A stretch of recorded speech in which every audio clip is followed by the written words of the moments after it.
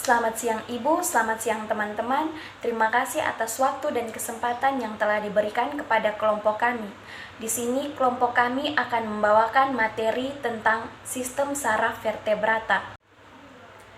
Perkenalkan, saya Maria Angelina Meta. Saya akan menjelaskan mengenai pengertian sistem saraf dan sistem saraf pada Pisces.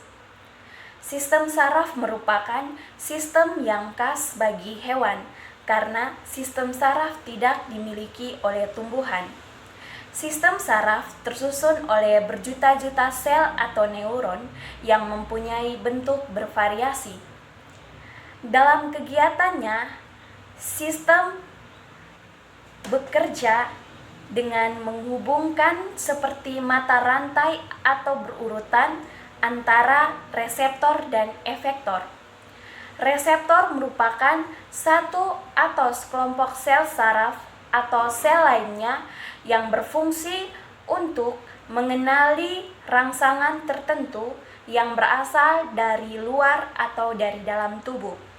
Sedangkan efektor adalah sel atau organ yang menghasilkan tanggapan terhadap rangsangan. Contohnya pada otot dan kelenjar. Sistem saraf mempunyai 3 fungsi utama, yakni yang pertama, menerima rangsangan, yang kedua, memproses informasi yang diterima, dan yang ketiga, memberi respon terhadap rangsangan. Sistem saraf pada Pisces. Pada ikan, terdapat 2 kelompok kerja sistem saraf, yakni sistem saraf pusat dan sistem saraf otonom. Kedua sistem saraf tersebut pada dasarnya tidak dapat bekerja secara terpisah, melainkan saling melengkapi. Sistem saraf pusat berupa jaringan saraf yang menjalin seluruh tubuh berakar dalam otak maupun sumsum tulang belakang. Oke, baik, terima kasih. Saya akan menjelaskan bagian kedua, yakni sistem saraf pada amfibi. Sistem saraf pada amfibi. Yang pertama, otak amfibi terbagi atas 5 bagian, dan cerebellum merupakan bagian yang terkecil. Ada 10 saraf kranial.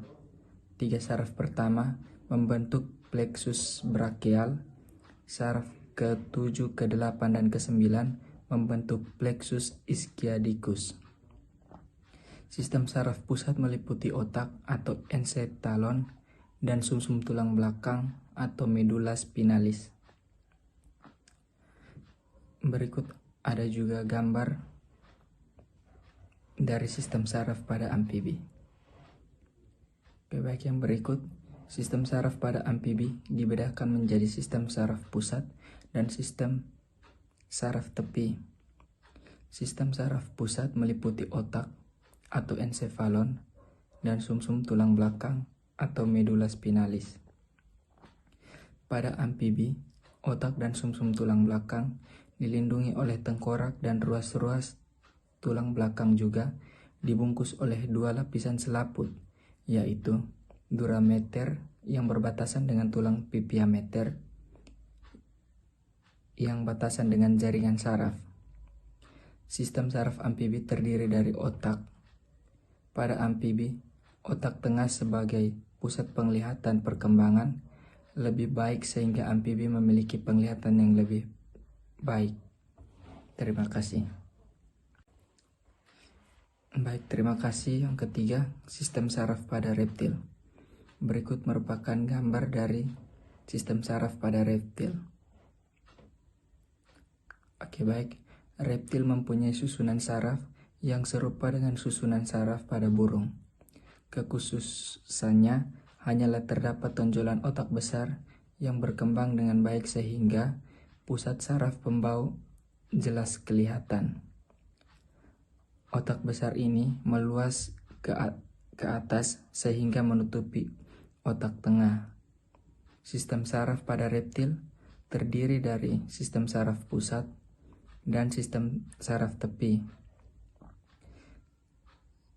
Sistem saraf pusat meliputi otak dan sumsum tulang belakang, sedangkan sistem saraf tepi terdiri dari sistem saraf sadar dan sistem saraf tak sadar, atau sistem saraf otonom. Baik, terima kasih. Kenalkan, saya Dewa Ayu Devi Arsita. Saya di sini akan membawakan materi tentang sistem saraf pada aves. Susunan saraf burung serupa dengan susunan saraf pada mamalia atau hewan menyusui. Semua aktivitas saraf diatur oleh susunan saraf pusat yang terdiri atas otak dan sumsum tulang belakang. Otak burung terdiri dari beberapa bagian, yakni otak besar, otak tengah, otak kecil, dan sumsum lanjutan. Selain otak kecil, otak besar pada burung tumbuh dengan baik. Otak besar pada burung berbeda pula dengan otak besar pada manusia. Permukaan otak besar burung tidak berlipit-lipit, sehingga jumlah neuron pada burung tidak banyak. Otak tengah burung berkembang membentuk dua gelembung. Perkembangan ini berhubungan dengan fungsi penglihatannya. Otak kecil burung mempunyai banyak lipatan yang memperluas permukaan sehingga dapat menampung neuron cukup banyak. Perkembangan otak kecil ini berguna untuk pengaturan keseimbangan burung waktu terbang. Baik, perkenalkan, nama saya Trisnawati Novita. Di sini saya akan menjelaskan pada bagian sistem saraf pada mamalia. Sistem saraf tersusun oleh berjuta-juta sel saraf yang mempunyai bentuk bervariasi. Sistem saraf tersusun atas sel-sel saraf neuron. Setiap neuron tersusun atas bagian-bagiannya sebagai berikut. 1. Badan sel. Badan sel mengandung nukleus. 2. Dendrit. Dendrit berfungsi meneruskan impuls dari impuls saraf ke badan sel. 3. Akson atau neurit. Akson atau neurit berfungsi meneruskan impuls dari badan sel ke sel lainnya. 4.